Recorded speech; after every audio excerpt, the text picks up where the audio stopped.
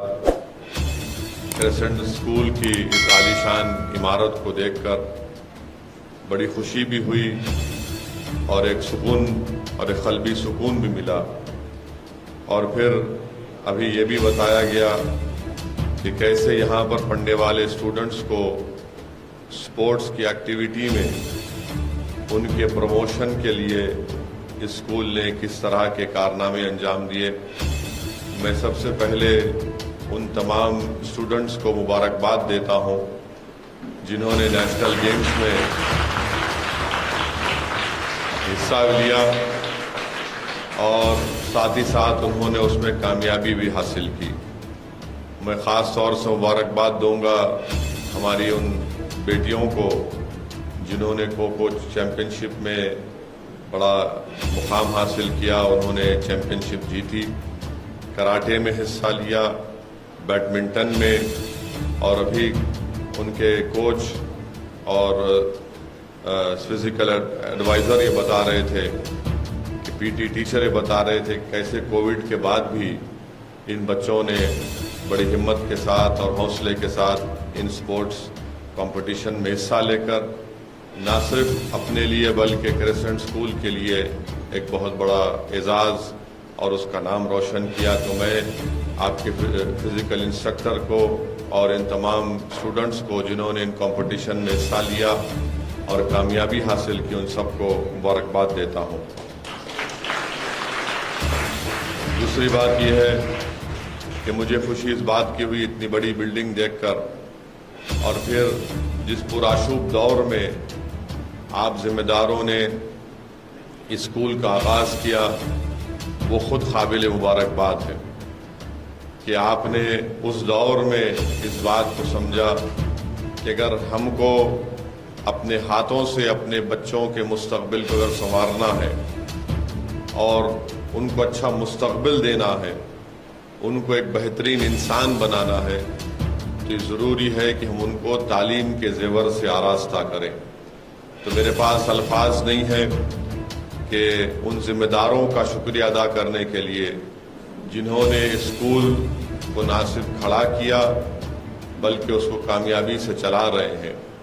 मैं जानता हूँ कि तालीमी इदारों का क़याम अमल में लाना और फिर उसको कामयाबी से चलाना ये आसान काम नहीं होता है, बल्कि अगर मैं पूरी जिम्मेदारी के साथ कहूँ तो ये बात मेरी आपको जज्बाती नज़र आएगी, मगर इस स्कूल की एक एक इमारत की ईंट में उन तमाम जिम्मेदारों के आंसुआं शामिल होंगे, उनकी तकालीफ शामिल होंगी जिन्होंने मसाइब और मुश्किलात का सफ़र तय करके इस आलीशान बिल्डिंग को कायम किया।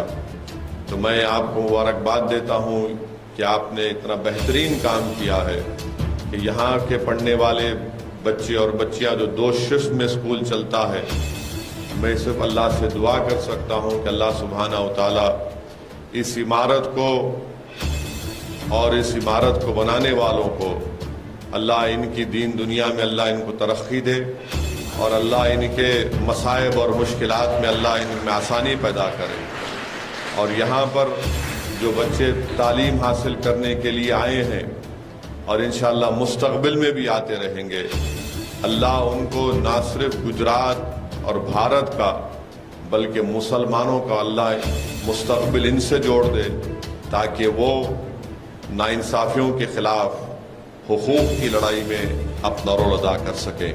और मेरा मानना यह है कि भारत को अगर सुपर पावर बनना है तो हर किसी एक इमारत का एक बुनियाद होती है जिसको हम फाउंडेशन स्टोन कहते हैं।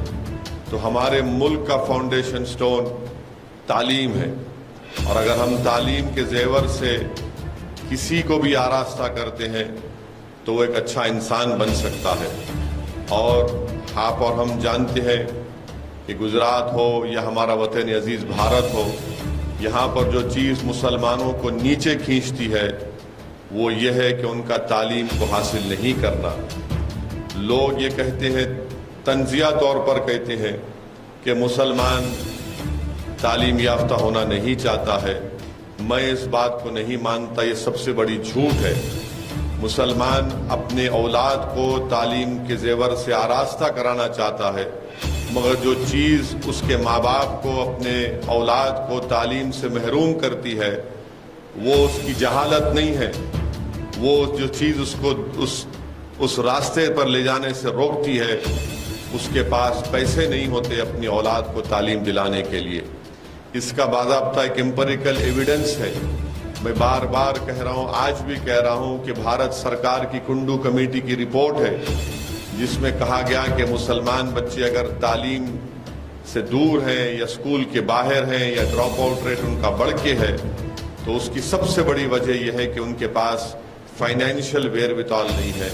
पर अल्हम्दुलिल्लाह क्रिसेंट हाई स्कूल ने वो कारनामा अंजाम दिया है जो इंशाअल्लाह ताला इन बच्चों को जो यहाँ पर आकर पढ़ रहे हैं वो एक बेहतरीन और ताकतवर इंसान बनकर निकलेंगे।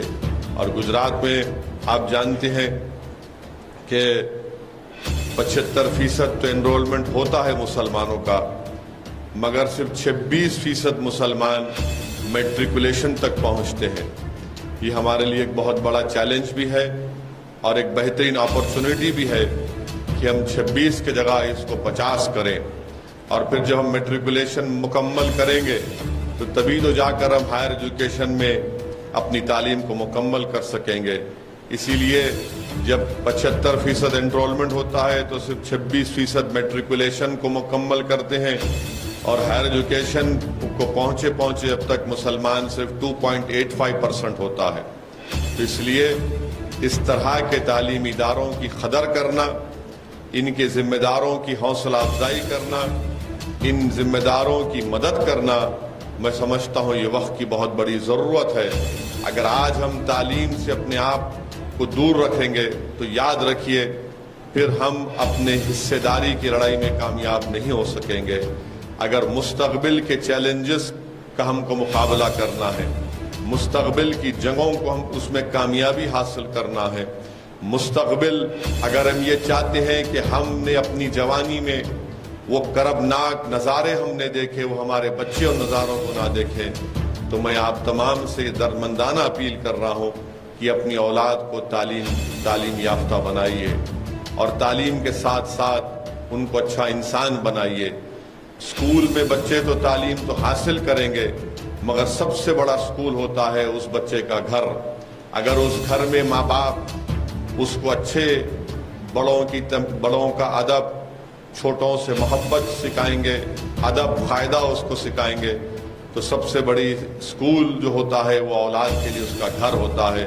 और उस घर में सबसे बड़े टीचर जो होते हैं उसके माँ बाप होते हैं।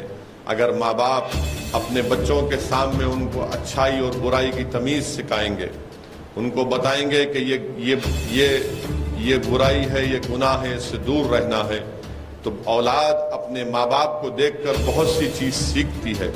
अगर औलाद अपने माँ बाप को देखेगी कि वालिद और वालदा अखबार भी पढ़ रहे हैं, किताब भी पढ़ रहे हैं, कुरान की तिलावत भी कर रहे हैं, तो औलाद में भी एक सबकॉन्शियस तरीके से उन तमाम आदतें उनमें पैदा हो जाती हैं। मैं इसलिए कह रहा हूँ कि मैंने अपने बचपने में जो आज आप उस उम्र में बैठे हैं, मैंने उसी उम्र में अपने घर में अपने वालिद को, मरहूम वालिद को अखबार पढ़ते देखा। मैंने उस आपकी उम्र में अपने मरहूम वालिद को किताबें पढ़ते देखा। मैं आपको बताना चाह रहा हूँ कि मेरी उम्र शायद 12 या 13 साल की थी तो मेरे वालिद एक किताब पढ़ रहे थे शेख अब्दुल्ला मरहूम की, उसका नाम था आतिश चिनार। तो मैं अपने वालिद जब किताब पढ़ रहे थे तो मैंने वालिद के पढ़ने के बाद उस किताब को पढ़ना शुरू किया, थोड़ी बहुत उसको मुकम्मल किया।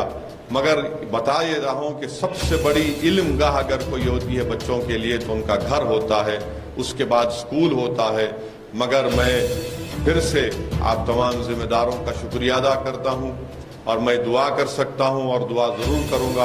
और माशाअल्लाह से हमारे गुजरात प्रदेश के अध्यक्ष जनाब साबिर भाई साहब आपके इस नेक काम में वो भी आपकी मदद कर रहे हैं, तो अल्लाह आपके स्कूल को और तरक्की दे, ये सुबह क़यामत तक आबाद और शादाब रहे। हम नहीं रहेंगे, जिम्मेदार नहीं रहेंगे, मगर ये इमारतें रहेंगी। ये इमारतें इस बात का सबूत है कि इनको बनाने वाले اپنی قوم سے، ان بچوں کے مستقبل سے کتنی محبت کرتے ہیں. میں آپ تمام کو پھر سے مبارکباد دیتا ہوں اور شکریہ ادا کرتا ہوں. السلام علیکم ورحمۃ اللہ وبرکاتہ.